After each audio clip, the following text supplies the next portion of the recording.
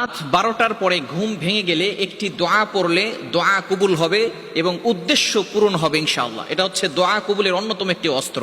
অনেকেই আছেন দোয়া করছেন, দোয়া কবুল হচ্ছে না, বিভিন্ন বিপদে পড়ে আছেন, আল্লাহর কাছে বারবার চাচ্ছেন কিন্তু দোয়া কবুল হচ্ছে না। রাতের শেষ অংশে, অর্থাৎ রাত 12টার পরেই তো রাতের শেষ অংশ হয়, আপনি ঘুমিয়েছেন, হঠাৎ করে রাতের বেলা ঘুম ভেঙে গিয়েছে, অর্থাৎ শেষ রাতের সময় যদি আপনার ঘুম ভেঙে যায়, আপনি একটি চমৎকার দোয়া পড়বেন। নবী সাল্লাল্লাহু আলাইহি ওয়াসাল্লাম চমৎকার একটি দোয়া শিক্ষা দিয়েছেন। এই দোয়া পড়ে আপনি আল্লাহর কাছে যা চাইবেন আল্লাহ পাক রব্বুল আলামিন সেটাই পূর্ণ করবেন। যে উদ্দেশ্য নিয়ে দোয়া করবেন সে উদ্দেশ্য পূর্ণ করা হবে। আপনার সন্তানের বিয়ে হচ্ছে না, আপনি এটা পড়ে দোয়া করবেন, আল্লাহ পাক রব্বুল আলামিন বিয়ের ব্যবস্থা করবেন। সন্তানরা কথা শোনে না, এটা করে দোয়া করবেন, আল্লাহ পাক রব্বুল আলামিন সন্তানদেরকে বাধ্য করে দিবেন।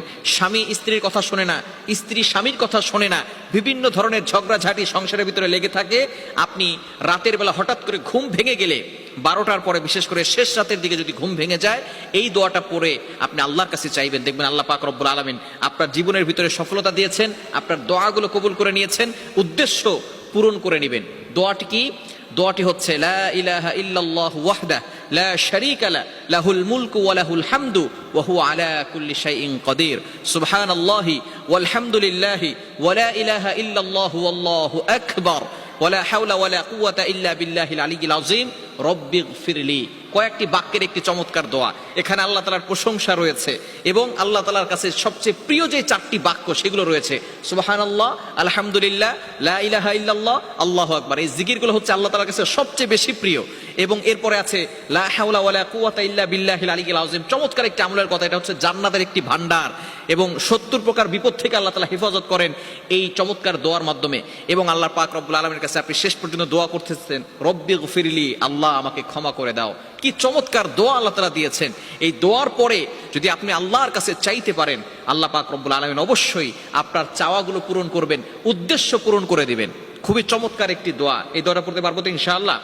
নবীজি সাল্লাল্লাহু আলাইহি ওয়াসাল্লাম জানিয়ে দিয়েছেন, লা ইলাহা ইল্লাল্লাহু ওয়াহদাহু লা শারীকা লাহু লাহুল মুলকু ওয়া লাহুল হামদু ওয়া হুয়া আলা কুল্লি শাইইন কাদির সুবহানাল্লাহি ওয়াল হামদুলিল্লাহি ওয়া লা ইলাহা ইল্লাল্লাহু আল্লাহু আকবার ওয়া লা হাওলা ওয়া লা কুওয়াতা ইল্লা বিল্লাহিল আলিয়্যিল আযীম রব্বিগফিরলি রব্বিগফিরলি।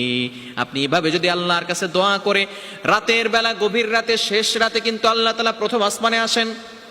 দুনিয়ার সকল মানুষগুলো ঘুমিয়ে যায়, পশু পাখিগুলো ঘুমিয়ে যায়, মানুষগুলো সব ঘুমিয়ে যাওয়ার কারণে রাত নিঝুম রাত হয়ে যায়, স্তব্ধ হয়ে যায়, স্টপ হয়ে যায়, সাইলেন্ট মুডে চলে আসে। এমন সময় আল্লাহ তাআলা প্রথম আসমানে এসে বান্দাদেরকে ডাকতে থাকে, ও আমার বান্দারা, কার কি লাগবে আমি আল্লাহর কাছে চাও। বিপদে পড়ে গেছো, আমি আল্লাহর কাছে সাহায্য চাও, বিপদ থেকে উদ্ধার করে দিব। অভাবে পড়ে গেছো বান্দা, আমি আল্লাহর কাছে চাও, অভাব পূরণ করে দিব। আমি আল্লাহর কাছে গুনাহ মাফ চাও, গুনাহ করে ফেলেছো, আমি আল্লাহ গুনাহ ক্ষমা করে দিব।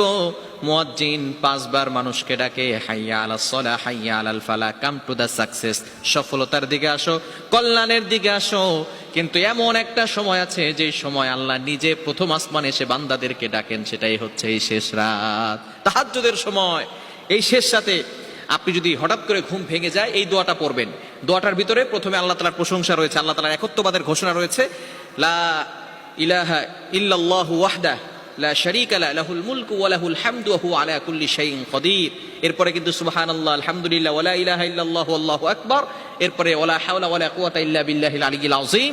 এরপরেই হচ্ছে রব্বিগফিরলি। এটা পড়ে আপনি আল্লাহর কাছে দোয়া করবেন, ইনশাআল্লাহ আল্লাহ পাক রব্বুল আলামিন আপনার সকল চাওয়া পাওয়াগুলো কবুল করে নেবেন। আল্লাহ তাআলা আমাদের সকলকে আমলগুলো করার তৌফিক দান করেন।